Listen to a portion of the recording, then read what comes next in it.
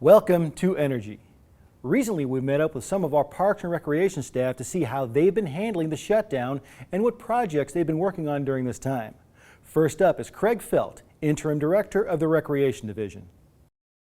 Craig, how's your department adapted to the changes, and what kind of changes has your staff had to make? Well, a lot of the staff have been working at home. We have some staff here that have been working on the building. We rotate some staff in. We've been doing our shutdown week maintenance, some painting and cleaning, a lot of that. The rec staff has really been trying to work hard at keeping some engagement with the community. That's what we're here for, and it's been hard to maintain that, but we're trying to be available just with some programs that we've been doing. Okay, so it's important to keep people safe in that regard. How have you been able to take care of that? Well, a lot of virtual stuff. We've been doing some aerobic classes online on Facebook Live. We had a great idea of doing day camp in a box, which has been a great thing. Some people have really been excited about that. We've done some bingo, some live bingo that we've been able to do. It's been received pretty well. So just things like that, some opportunities for kids to do stuff at home, helps the parents, helps the kids get active, that kind of thing. We just did the Reckon the Rona virtual run, which is currently going on. So just, some excuses to get out and have some fun and maintain that level of recreation that people really need. So without a lot of people showing up in the building, you've had to come up with other plans. What has your staff been working on while there hasn't been any guests in the building? Well, the unfun idea about that is, we've been working a lot of policies and procedures and that sort of thing. Those are things that we absolutely need to take care of, and this gave us a great opportunity to update all that. But a lot of it has been, trying to figure out how to cancel some of the programs, how to reschedule them, working with the participants on when, fields would be available or programs will be available. And like I mentioned, just trying to keep engaged with the community and give them activities to do and that sort of thing. So, we've kept pretty busy, actually a lot busier than I thought we would, and we've taken this time and used it really well, I think, to improve our processes and that sort of thing. And all that makes for a better, better recreation department for the community. There are other departments that have been very, very highly affected by this, like tourism and festivals. What kind of effect has it had on them? Changing programs, changing events? Are they still planning on doing some events? We absolutely are. Unfortunately, we had to cancel the Heritage and Freedom Fest. We just felt like that was the best idea at the time, and just with a lot of the preparation we need to do into that and the unknown, it was just hard to keep that event. We are in the works of trying to plan for something in the fall. Right now it's probably too early to say exactly what that will be, but we're certainly working toward that. We've canceled events that are coming up here soon. We're really hoping in the summer we'll still have quite a few events for people to participate in. Staff has been working very hard on a lot of the vendors and the talent to try to see how they can fit into some of the events later on this summer and in the fall. With all these things, we're just trying to make the right choice.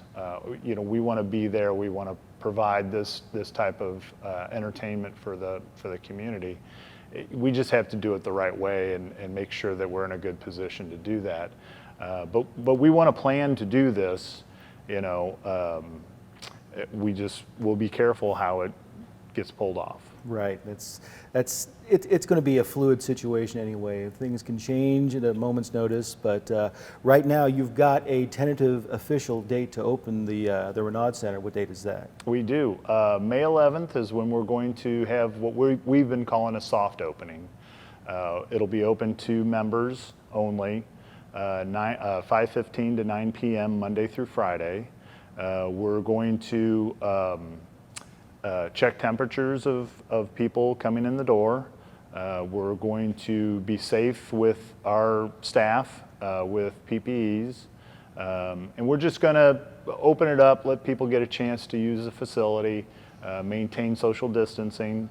But I think it'll give us a good opportunity to, one, open to the public, and two, give us some ideas of how it's going to be used, and again, how we can just use this facility safely.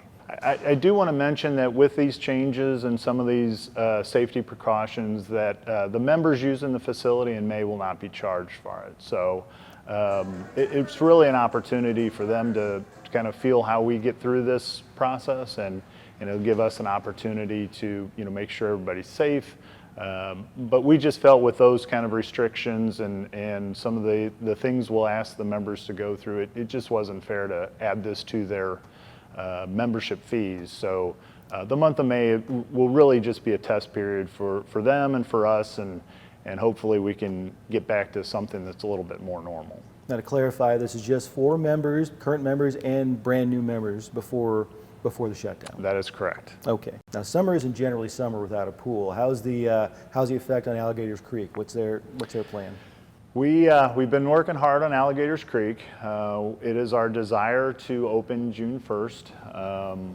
Unfortunately, we still have a lot of number crunching to do, and that's what it's going to come down to with Alligators Creek.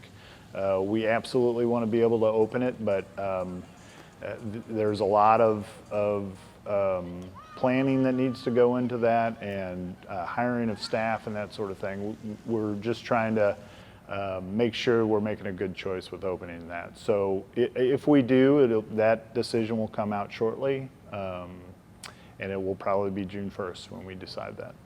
So have you been in contact with your staff, and how are they handling this? It's been tough on us, and we are raring to go, and when we feel like the time is right and we're safe, and we're hoping that's June 1st, we are ready to get out there and get people excited about the things that we're doing, and to provide all the recreational opportunities, and we are ready to go. We'll now take a short break, but don't go away. When we return, Jeremy Wolfmeyer, manager of the Parks Division, will be joining us. Do your part and be counted in the 2020 census. Where there are more people, there are more needs. An accurate count helps inform funding for hospitals, fire departments, schools, and roads for the next 10 years. Results from the census will also help to determine the number of seats that each state has in Congress. If you're filling out the census for your home, you should count everyone who is living there as of April 1st, 2020. Please be sure to count roommates, young children, newborns, and anyone who is renting a space in your home. For questions, facts, and ways to respond to the census, visit census.gov. Welcome back. During the shutdown, everyone at the city kept busy, even our parks guys, who continue to work on projects. So Jeremy, what kind of changes have taken place in your department over the past couple of months? Yeah, the past couple of months, we've really done a good job of just getting the parks ready for springtime. Over at Zumwalt Park, as you know, the Lake Wetzel just went through a big renovation.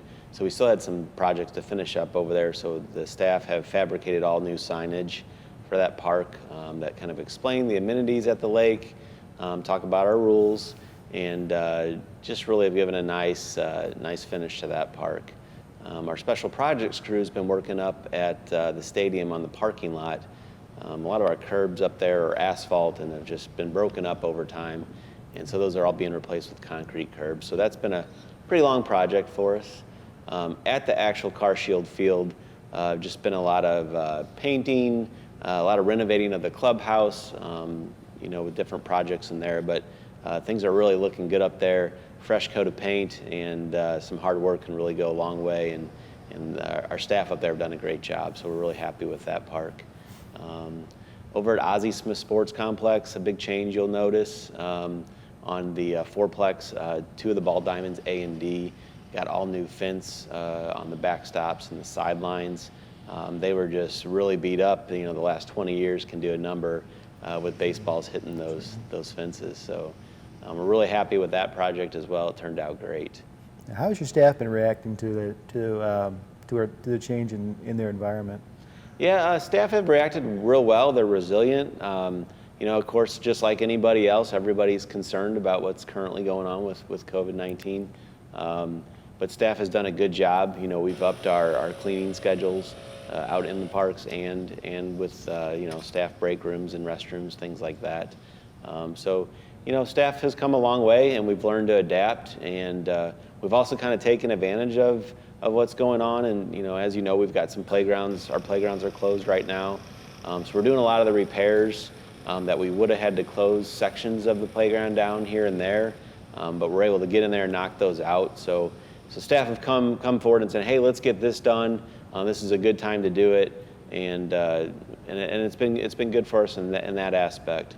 So your staff has been really taking the lead in pointing out and identifying projects and things that would benefit us in the long run. Yeah, definitely. The staff's been great. We always have a plan, the goals, you know, going into the year, and we have to adapt with what can occur, you know. But staff has been really good at adapting to this and making it work for sure. We know that some of the processes of opening things up can be fluid depending on the situation. What's your feel for how that's going to progress?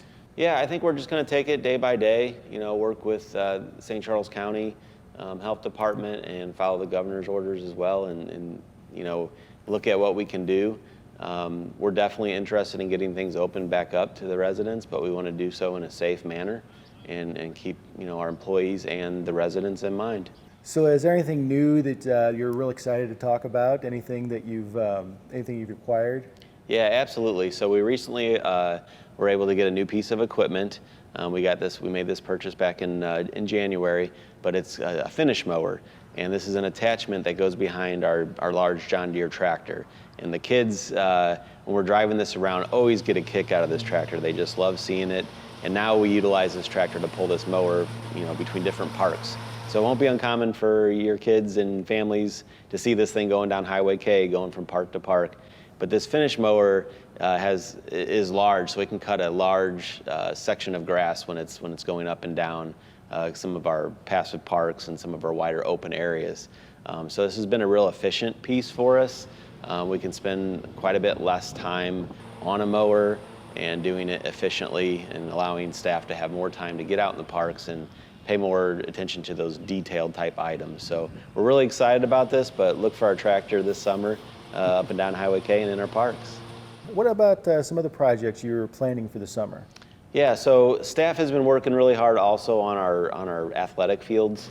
You know, the use has been down. You know, the parks are still open, but with social distancing, but there hasn't been any real organized sport out on the field. So, you know, staff have really done a good job with getting those fields prepared for when these scheduled activities can start taking place again. So if you check out Sports Park, Dames, Ozzie Smith Sports Complex, like the fields are looking really nice. And we've been able to do some needed work to those, and I think it's going to really make a difference when it is time to play again. So that's what we're looking for. It's time to play. We're hoping that we can open up and get everybody back onto the field and back in shape and be close to each other again. Yes, much like our residents and the general public who uses our facilities, we're itching to get out there and show everybody what we have to offer, and you know, just ask that and hope that they appreciate what we've done. And we're super excited to get people out in our parks and playing activities again. Since the taping of these interviews, there have been some updates for O'Fallon Parks and Recreation programs and facilities. Programs including summer camps will return beginning in June. Classes and programs that were previously canceled may be rescheduled. Registered participants will receive information on revised schedules or, if necessary, refund options. Rental facilities including O'Day Lodge, Krekel Civic Center, and Parks Pavilions are available for rental for events beginning on June 1st. But please note that rental facilities are still subject to any effective state or county orders related to occupancy and social distancing. O'Fallon Parks and Recreation facilities that were closed due to COVID-19 will reopen on a gradual basis, but also note that parks facility users must obey social distancing guidelines. To keep up to date on future changes, please visit www.ofallon.mo.us or visit our Facebook page. Thanks for joining us for this episode of Energy.